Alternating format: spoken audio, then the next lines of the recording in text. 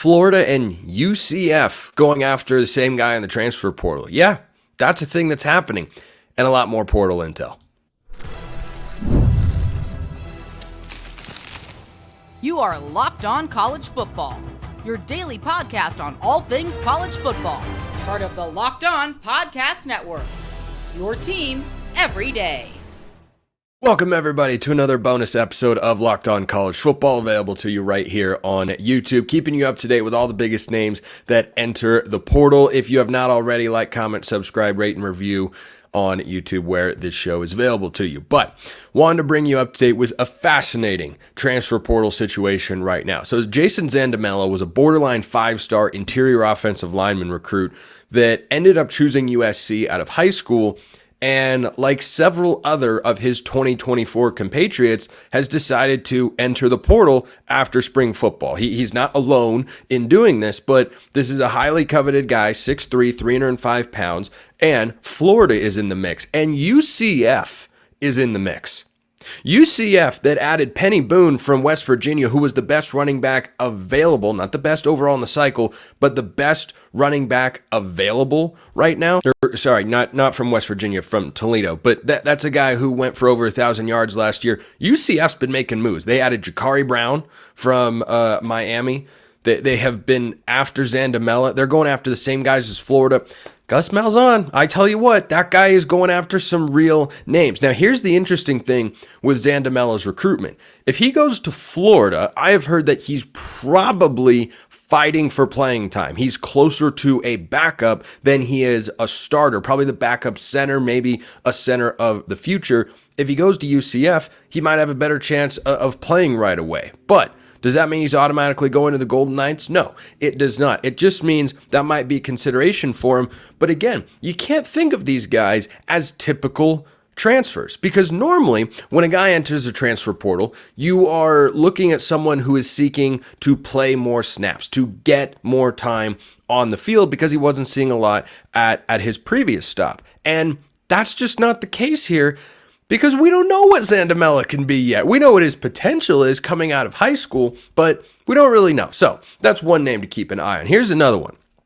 And the guy that you got to be aware of, a guy to be aware of in the secondary, is Jihad Carter, who, in the words of our very own Locked On Ohio State host, Jay Stevens, who does a fantastic job, said this about Jihad Carter. 4-year player, 3 years at Syracuse, 1 year at Ohio State, has 2 years of eligibility remaining. He started 28 of the 31 games he played at Syracuse, transferred to Ohio State in January 2023. He's been injured in both off seasons that he's been in Columbus. So there's something in the air that doesn't agree with his body, unfortunately, because this is a plug-and-play starter if you're able to get him healthy and on the field. Experienced safety that can play strong safety or nickel corner, aggressive player that has no problem making plays in the box, might take a couple games to get his feet under him since he only played 2 games at Ohio State. So that's a guy that I think is really interesting, and I think most people would agree is the good side of the transfer portal. Was he going to play this year with Caleb Downs and a bunch of other talented players in the mix? Maybe not, coming off of an injury. But if you add Jihad Carter from Ohio State, that's a guy who can come in, and if you keep him healthy, keep him on the field, can be an impact player for your team. Speaking of safeties, Peyton Woodyard is in the transfer portal. Again, just like Jason Zandamela, 2024 recruit to Alabama. He decided to stick around amidst the coaching change and then went through spring practice and said, no, this is not for me. And he's going into the transfer portal. He has had a couple of different sources or reporters, guys that are covering the portal and recruiting, crystal ball him to Oregon. Now, would he go to Oregon and as a true freshman play right away? No. Oregon did recruit him coming out of high school, ended up choosing the Crimson Tide. There were other schools that were in the mix as well. The reports have indicated that Woodyard is looking at a school back west, and Oregon, of course, falls into that category. I wouldn't count out USC, and the reason is that if Woodyard transfers to the Ducks, I don't think he is a plug-and-play day one starter. Is he looking to find that? I don't know. I think it's a similar question to the one that Jason Zandamela is facing.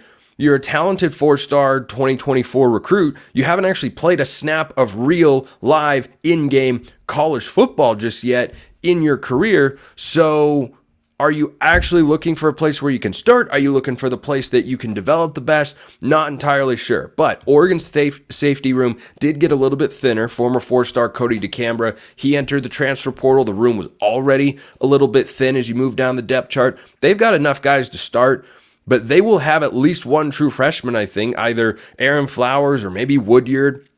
Or they could have a redshirt freshman in Tyler Turner play in 2024. They will see the field and get snaps. So maybe he feels that's an opportunity.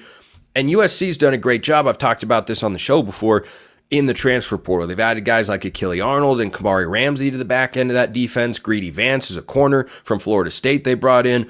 But I don't think USC, like Oregon, is completely set in the too deep department. So if the Trojans wanted to get involved there, I could see them making a push for Peyton Woodyard as well. But he is visiting Oregon this weekend, and the Ducks are seen as the front runner at this point in time. Still plenty of other names to get to here on this bonus episode of the transfer portal, including maybe the most highly regarded defensive lineman not named Dominic Williams from TCU. First, this bonus episode of Locked On College Football brought to you by our friends at FanDuel. It's winner take all time in the NBA and NHL, and FanDuel is giving you a shot to bring home a big win of your own. Right now, new customers get $150 in bonus bets with any winning $5 bet. That's $150 to bet on spreads, money lines, player props, and more. You can bet college football win totals, national championship odds, Heisman odds, everything you could possibly want for the greatest sport on planet Earth. That is your source. Go check out FanDuel at FanDuel.com/lockedon. Make every playoff shot count. FanDuel.com/lockedon. FanDuel, America's #1 sportsbook and our official sportsbook sponsor here at the Locked On Network. So Aiden Huntington from Louisiana Monroe, UL Monroe, as in formerly the head coaching staff of one Billy Napier, who is potentially after Jason Zandamela. Not sure how hard the Gators are actually going after the former USC Trojan, but certainly it could be an option. Huntington is a guy who began his career at Kent State, went to UL Monroe, and was quite literally one of the most productive players in all of FBS along the defensive line. This is a highly coveted position. There are teams all across the country. I've talked about Miami as having needs along the defensive line or desire to go out and get guys like Simeon Barrow or Derek Harmon from Michigan State.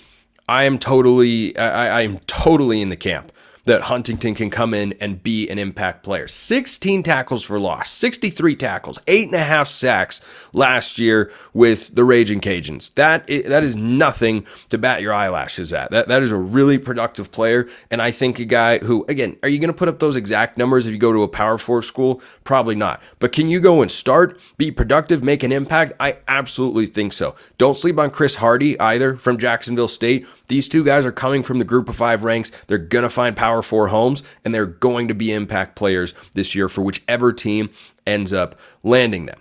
Let's go to the defensive backfield once again, because Houston, unfortunately for the Cougars, tough times for Willie Fritz. A lot of impact players leaving the program this year. The Houston Cougars are losing their best returning corner to the transfer portal. I'm your host, Locked On Cougs, Parker Ainsworth, and Willie Fritz's rebuilding job next season just got a lot harder. Isaiah Hamilton formally enters the transfer portal for his second time in 6 months. He entered back in December, but withdrew his name to see out spring ball and the new staff.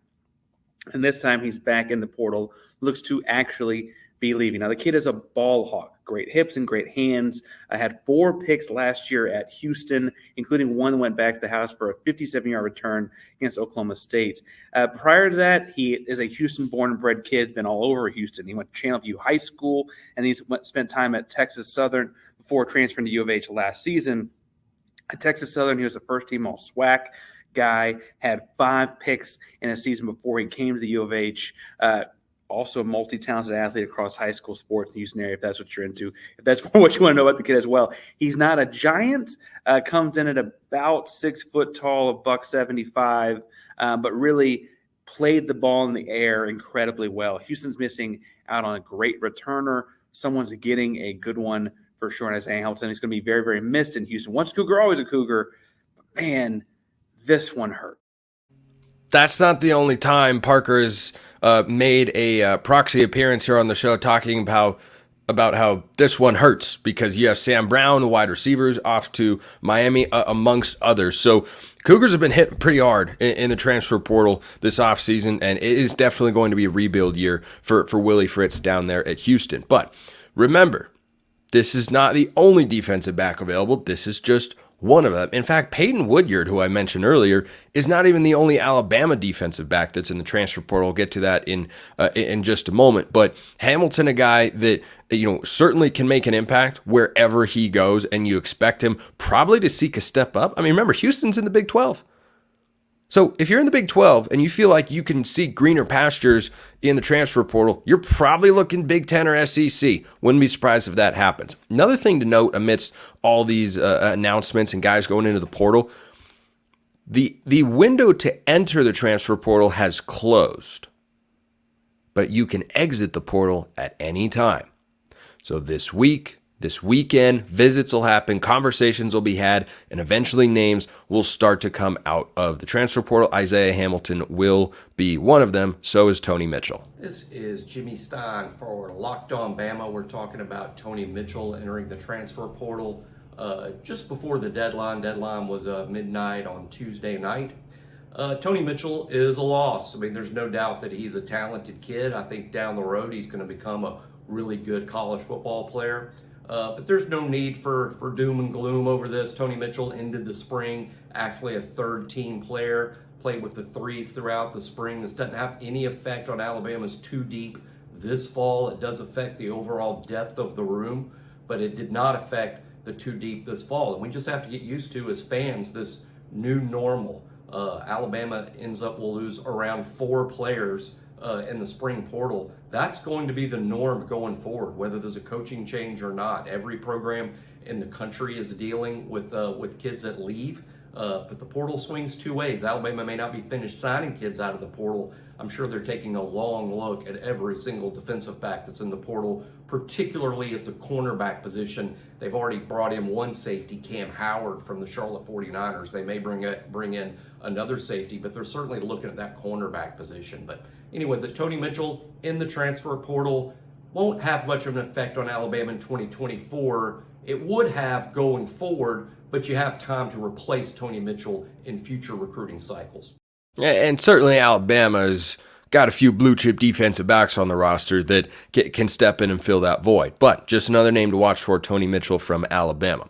I want to tell you about Gavin Wimsatt. That's a guy who started for Rutgers last year. He's been beat out in the quarterback battle over there in Piscataway because he is they brought in a Minnesota transfer this offseason.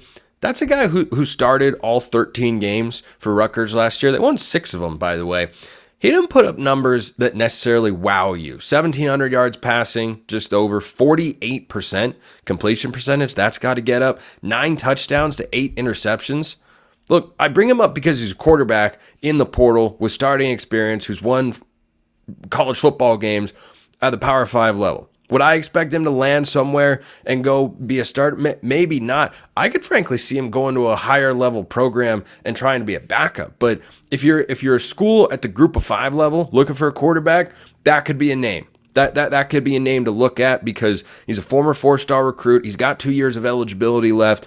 I don't expect him to go somewhere and start at the Power 4 right away. But far be it from me to ignore the group of 5 in college football because, well, that's just not something we do here at Locked On College Football. Appreciate everyone listening. I'll see you next time. And until then, hope you have a wonderful rest of your day.